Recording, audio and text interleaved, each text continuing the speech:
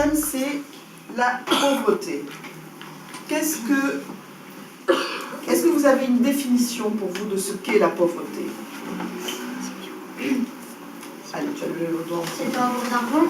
C'est Pas avoir d'argent. pas avoir d'argent, ouais. C'est des gens qui aiment trop dépenser d'argent, qui, comme ils avaient un peu d'argent, ils pouvaient acheter plein de choses et ils ont pas... Être pauvre, c'est pas forcément ne pas avoir du tout d'argent, Oui. c'est avoir un peu d'argent, mais... Pas suffisamment. Voilà. Pas suffisamment. Dès qu'ils ont un peu d'argent, ils vont prendre de l'alcool et après ils tombent par terre comme... Tu trouves comme solution l'alcool. Comme solution à quoi? Oublier la pauvreté. À l'Esplanade, il y en a un. Et puis ma mère, la dernière fois, elle est allée acheter des pains au chocolat et des croissants. Elle lui a donné quelque chose. Ouais. D'accord. Moi, j'ai déjà vu une dame à l'œil, je l'ai vue plusieurs fois. Et à chaque fois que je la vois, elle a un enfant différent. Elle change les enfants, non?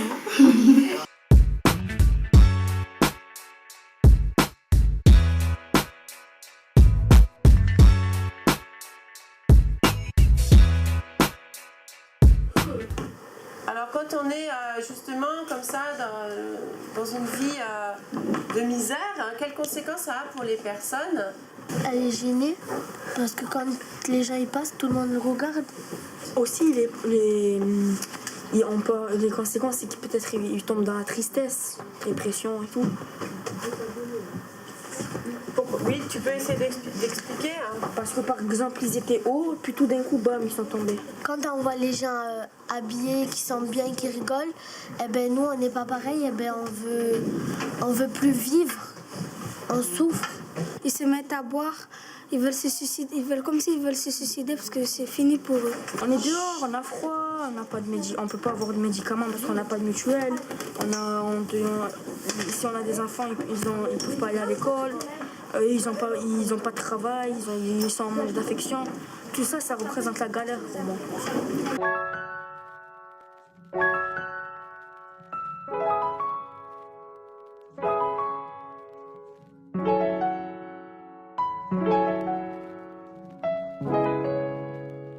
Cette fois, nous vous avons emmené, comme nous vous l'avons dit, deux personnes qui veulent bien témoigner de leur parcours. Donc il y a Guy Chauvin et Salah Boufoudi. J'ai eu une chance, c'est que moi, l'école, ça me plaisait. Et j'ai fait des études. J'ai fait des études supérieures et ça s'est terminé. À l'âge de 30 ans, j'étais prof à la fac d'Aix-en-Provence. Et puis un divorce.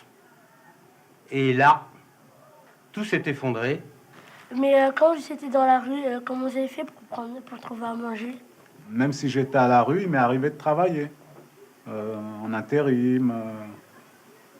Voilà, alors c'était souvent des sandwichs, mais des sandwichs chauds, ou dans les hébergements d'urgence. Enfin, dans l'Est, moi j'ai connu des hébergements d'urgence où le soir, ils nous hébergeaient, on pouvait aller dormir, mais ils avaient un petit coin cuisine où on pouvait se faire un minimum à manger. J'allais me laver dans les gares en général, ou quand je pouvais pas prendre de douche, je m'arrêtais dans un café, je commandais un café, puis je demandais au patron si je pouvais aller me brosser les dents en bas, dans le coin toilette, puis me laver le visage.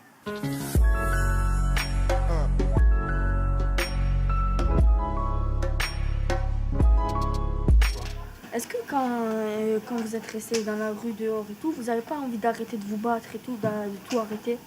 Quand tu as vraiment le sentiment qu'il n'y a plus rien à faire. En fait, il y a des gens qui mettent fin à leur vie à ce moment-là. Mais si tu cèdes pas à cette tentation, qui est souvent une tentation très forte, eh bien, il y a un moment où quelque chose en toi fait que, ping, ça repart. J'ai retenu aussi que il faut rien lâcher si on tombe dans ce piège d'y aller dans la rue.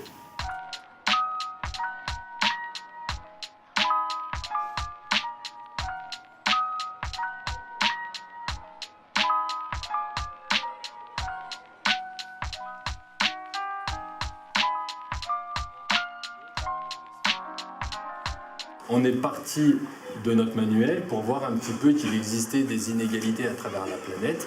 Et ces inégalités, on a essayé de comprendre comment on pouvait les voir, les étudier, les analyser. Quand on étudie un pays et une ville, on arrive à retrouver plus finement ces inégalités. Mais ça nous a permis aussi de combattre certaines idées reçues. Il existe des inégalités de richesse dans le monde. On peut les étudier et les calculer grâce au PIB. Le PIB est le produit intérieur brut, c'est-à-dire l'ensemble des richesses, produites à l'intérieur d'un pays, pendant un an. La richesse ne suffit pas pour qu'un pays soit développé.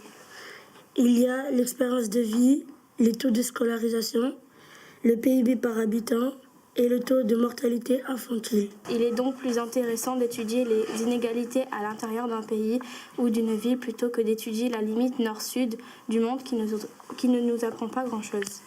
Enfin. Quand on voit quelqu'un dehors, je sais pas, on revoit l'histoire qu'il a eu ça là, enfin un peu comme ça. On n'a pas la même vision. Ouais, voilà, on n'a pas la même vision. Il y en a certains qui achètent de l'alcool parce qu'ils font ce qu'ils veulent, mais il y en a d'autres qui pensent plus à manger, et à se nourrir. Après, moi, ça m'a pas trop changé la vision des choses parce que moi, j'ai jamais détesté les gens qui étaient à la rue. Ça m'a toujours fait de la peine. Si on est dans la rue, il faut pas se baisser les bras parce que, on peut quand même s'en sortir. Et comme Salah et Guy, maintenant ils ont un appartement. Voilà. Sans les intervenants, je pense, je me risque un petit peu, mais je pense que ça aurait peut-être été un peu sec. Alors que là, ça a donné, si j'ose dire, chair au projet. Et ça, vraiment, c'était très intéressant. C'est vraiment la séance qui, et pour eux et pour moi, pour nous, a été la plus enrichissante, je pense.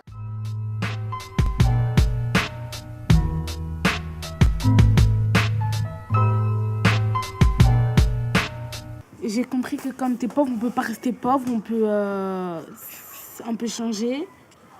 Et on ne doit pas le regarder dans une mal, on doit plutôt les aider ou de leur regarder. On ne doit pas avoir des préjugés vers eux, on ne doit pas les embêter. C'est pas bien de critiquer la personne sans savoir. Et il faut pas parce qu'on ne sait pas comment on va devenir. Et avec le nouveau programme, depuis cette année, il y a une thématique, ça s'appelle famille, amis et réseau. Donc là, il me semble qu'on est vraiment dans ce cadre. On peut le faire à travers des récits, des textes narratifs ou d'autres qui seraient dramatiques. Et là, on a fait du théâtre. Voilà, vous avez une liberté du moment qu'on aborde cette idée de pauvreté, du regard qu'on a sur l'autre et du regard qu'on a sur soi. Par exemple, il y a une petite fille qui était à Carrefour avec sa maman et ils n'avaient pas beaucoup d'argent et ils ont acheté que quelques trucs. Et la petite fille, elle voyait des enfants riches et elle se disait mais moi je ne peux pas acheter pareil que eux parce que moi je ne suis pas dans la même situation que eux.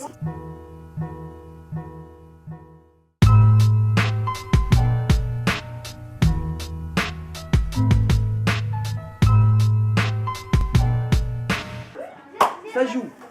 Maman, papa, mon prof il m'a exclu de cours parce qu'il trouvait que mon classeur était trop sale. Fatia, on t'a dit non, on n'a pas les sous pour payer les impôts, ni l'électricité, on va nous la couper et tu te contentes d'avoir ce que tu as.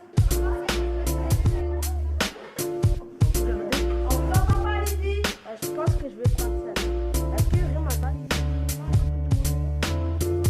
Vous avez entendu? Qu'est-ce qui se passe? Ta soeur, elle veut pas, elle a un classeur, elle a cassé et elle veut un autre. Stop. Tu veux t'opposer à ton mari pour défendre ta fille?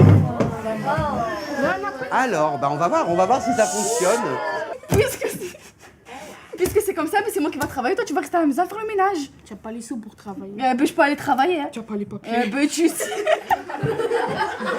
En fait, c'est vrai que les élèves, ils ont des choses à dire, mais très souvent, ils ont l'impression qu'on ne tient pas compte d'eux, qu'on ne leur donne pas la parole. Et là, moi, j'ai vu qu'ils étaient vraiment mis en valeur, ils se sentaient pris en compte, ils pouvaient s'exprimer. Et ça a un effet positif sur eux, parce qu'ils prennent conscience que finalement, on peut s'intéresser à eux et que ce qu'ils ont à dire, ça peut avoir du poids. Au musée, quelques heures plus tard. 3, 2, 1, ça joue.